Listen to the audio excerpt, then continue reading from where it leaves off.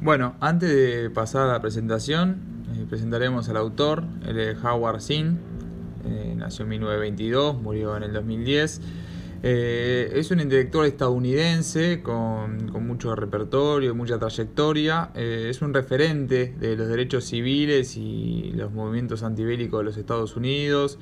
Escribió muchísimos textos. Generalmente estos son más de la idea del marxismo, anarquismo, socialismo, viene más por esa rama. Bueno, el texto que presentaremos a continuación se llama La Primera Guerra Mundial y la resistencia a la guerra. Es un artículo que fue publicado en Imperio Americano que habla un poco de las sensaciones y las reacciones que fueron teniendo el pueblo estadounidense a la entrada en la Primera Guerra Mundial. Como dato de color, es un texto que es presentado en forma de historieta, con varios personajes caricaturizados, como el presidente Wilson. Es de fácil y amena lectura, es un gran recurso didáctico utilizado por el autor, por Howard Zinn. La posición que tomó Estados Unidos era neutral, porque decían que era una guerra imperialista de las distintas potencias europeas para repartirse las colonias que tenían en Asia y en África. Y bueno, distintos actores sociales de Estados Unidos se fueron manifestando con discursos antiimperialistas. A su vez el contexto no era bueno en el país, estaban en una seria depresión económica e incluso el presidente Wilson dijo que no iban a participar y firmó un tratado en 1907 que establecía el derecho a ser neutrales. Pero con el correr de los años se empezaron a dar cuenta que les convenía económicamente ingresar a la guerra y encontraron un gris para no romper con este decreto. ¿Cuál fue? Levantaron la prohibición de los bancos privados a que le presten plata a los aliados, a los países aliados. Entonces, como no era dinero público, sino que eran de los bancos privados, podían mantener la neutralidad y a su vez empezar a jugar a favor de uno de los dos bandos. Asimismo, solucionó el problema económico porque esta medida trajo amplios beneficios, sobre todo a las clases altas, y la economía se fue reactivando de a poquito con exportaciones y consumos de la población. ¿Cuál fue la reacción popular al oficializarse que Estados Unidos entraba en el conflicto bélico de la Primera Guerra Mundial? Bueno, por su parte el Partido Socialista hizo una sesión de emergencia en San Luis, donde dijo expresamente que es un crimen contra el pueblo de los Estados Unidos la participación en este conflicto bélico. Asimismo, el ciudadano de a pie se manifestó en las elecciones estatales y locales de 1917, donde por amplia diferencia ganaron los socialistas antibélicos en los distintos estados que componían en aquel entonces el país de Estados Unidos. Asimismo, empezaron a haber voces contrapuestas que apoyaban el ingreso a la guerra, tal como la de Billy Sunday, que era un líder religioso con mucha influencia en el pueblo, que empezó a decir abiertamente que estaba bien participar de esta guerra.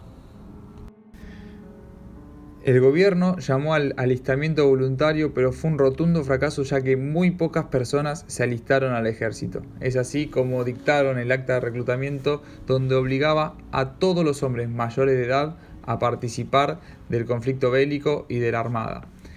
Esto vino acompañado por una campaña de propaganda donde un grupo de personas entrenadas para dar discursos de no más de 4 minutos circularon por 5.000 ciudades, empezando a instalar la idea bélica de que Estados Unidos participe del conflicto.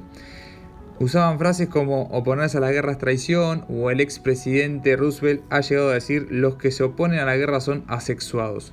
Todo este combo vino acompañado también del acta de espionaje que ordenaba el encarcelamiento directo para cualquier persona que desanimara el alistamiento en el ejército.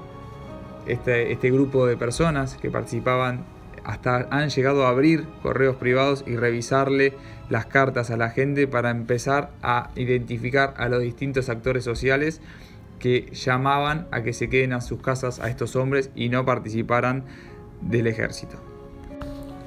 Gracias a esta arma legislativa, diversos líderes y personas de influencia en la sociedad empezaron a caer presos, uno de ellos es el líder del Partido Nacionalista, Eugene Debs.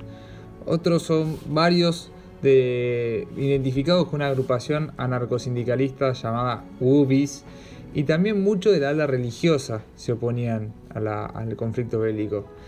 En los campos de concentración se cometieron cientos de atrocidades. El texto menciona una de un anciano de un movimiento pacifista ruso que se negó a ponerse el uniforme de la Marina de Estados Unidos y bueno, fue desnudado y lo torturaron en pleno invierno con agua hasta matarlo de frío, y cuando le fueron a entregar a la viuda el cuerpo se lo dieron con un uniforme puesto, así era más humillante todavía su muerte. Para terminar, queremos mencionar un poco el rol activo de las mujeres en todo este momento. Aprovecharon el conflicto, el movimiento antibélico en realidad, para también reclamar por el voto femenino. Hay muchas manifestaciones, la más conocida es una que reunió a más de 1500 mujeres en la Quinta Avenida en esta época, y si hay que mencionar dos referentes del movimiento de mujeres, se puede mencionar a Alice Paul, que hizo una huelga de hambre en la cárcel y así consiguió el voto femenino en 1918, no ella por supuesto, sino todo el movimiento, pero bueno, fue una de las principales que empujó a esta organización de mujeres a favor del voto femenino.